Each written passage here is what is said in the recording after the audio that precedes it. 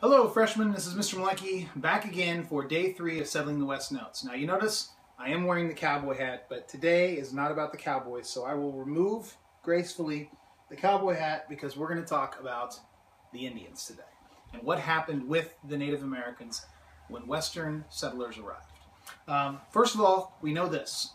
The Native Americans and the settlers had completely different ideas about what to do culturally with the land. Whites believed you could claim a section, you could claim a piece of land, you could put a fence around it and say, this was mine, this is my land, I have title to the land. Native Americans did not understand that. They said that the land was given to everybody. It was given by the Creator. Anyone could use it, no one could own it. And so that right there explains one of the biggest issues between Native Americans and settlers, what to do about the land. The other thing that will occur is the Plains Indians, the Indians living on the Great Plains, the ones you see in every John Wayne movie, they hunted the buffalo. The buffalo was a huge part of their culture. You became warriors when you were what we'd consider an older teenager, around 16, 17. You got to go out and hunt the buffalo during the season of hunting. They used every part of the buffalo. They used the tongue. They used the fur. Every part of the buffalo was used. It was a major part of their culture.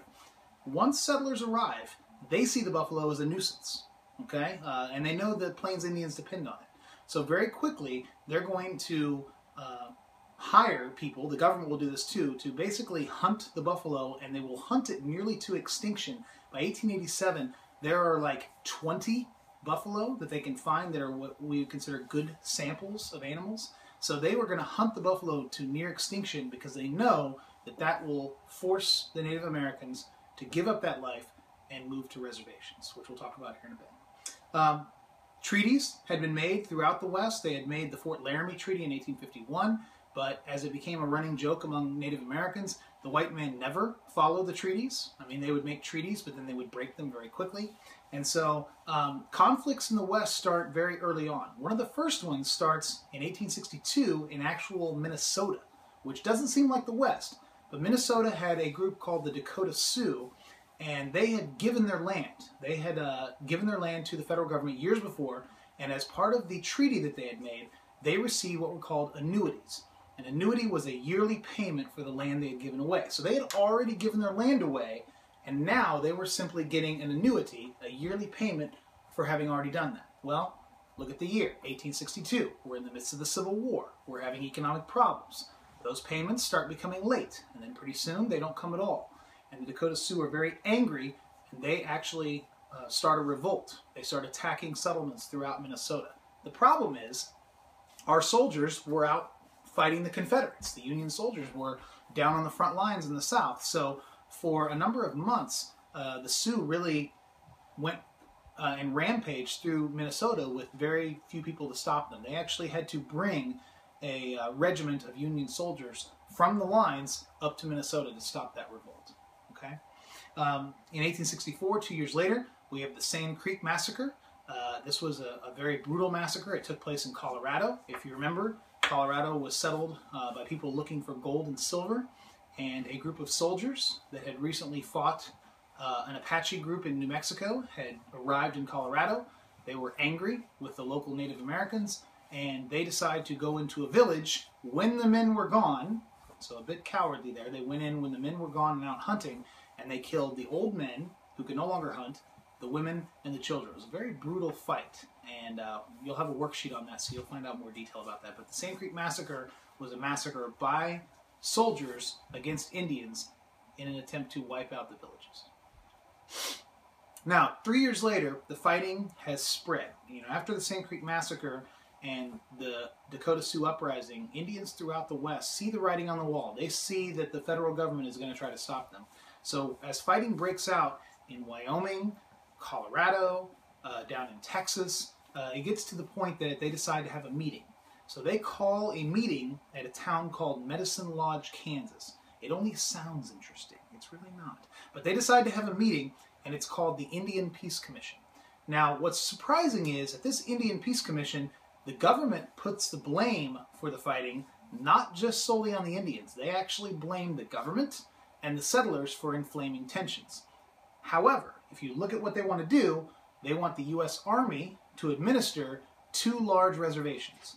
One would be located in Wyoming.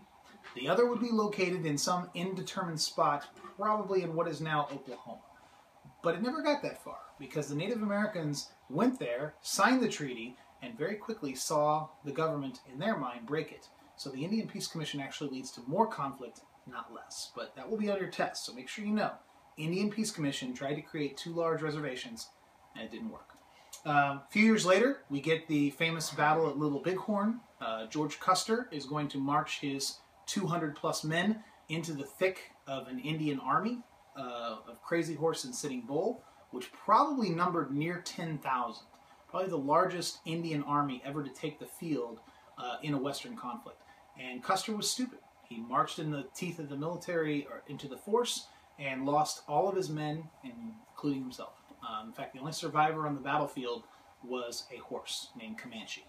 Okay, so the Battle of Little Bighorn was a battle. It's not a massacre, but it happened 2 weeks before the U.S. Centennial. So that was probably the reason that it got so much press and so much negativity.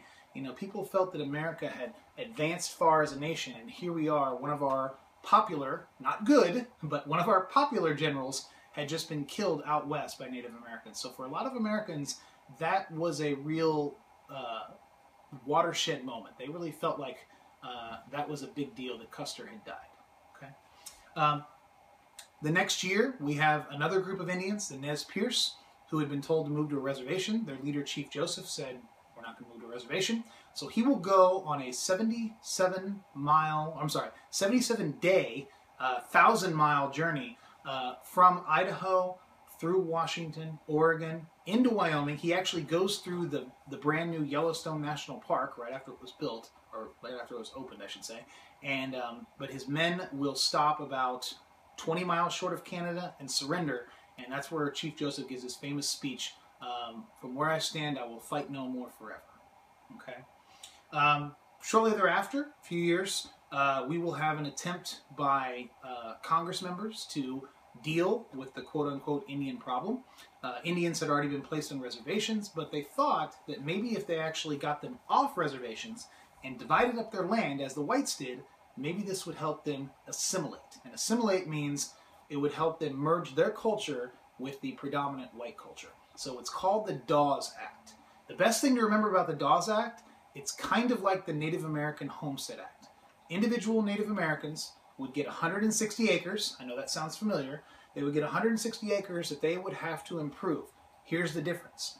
White settlers got it in 5 years. If they improved the land, as we talked about the other day, if they improved the land within 5 years, it was theirs. For Native Americans, it was 50 years. Little different story, okay?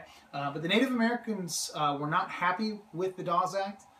They felt that it was demeaning to them, and it was forcing them to give up the ways of life of hunting the buffalo and moving around with the seasons and being forced to become farmers, which they had no interest in. So the Dawes Act was very unpopular. The final showdown was not really a battle, though it's often called that. 3 years after the Dawes Act was passed, we have the battle at Wounded Knee. It was more like the massacre at Wounded Knee.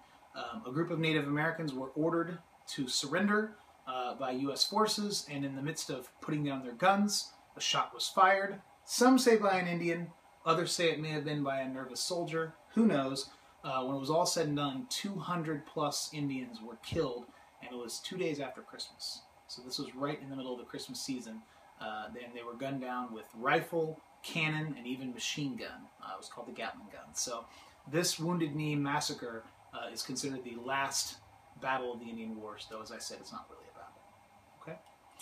All right, so what is the questions today? We're going to get to our questions. What was the root of the conflicts between settlers and Native Americans? What was the cause of the Dakota Sioux Uprising? How did the Indian Peace Commission attempt to end the conflict between settlers and Indians? 4, what did the Dawes Act want the Native Americans to do? 5, why did the buffalo become targets for hunters? 6, what was assimilation? 7, why did assimilation not work? And 8, what was the effect of the loss of the buffalo? When we return next time, we'll talk about how the West is settled to end, and we'll finish up with farmers. So we have one more day of notes in our Settling the West unit. See you next time.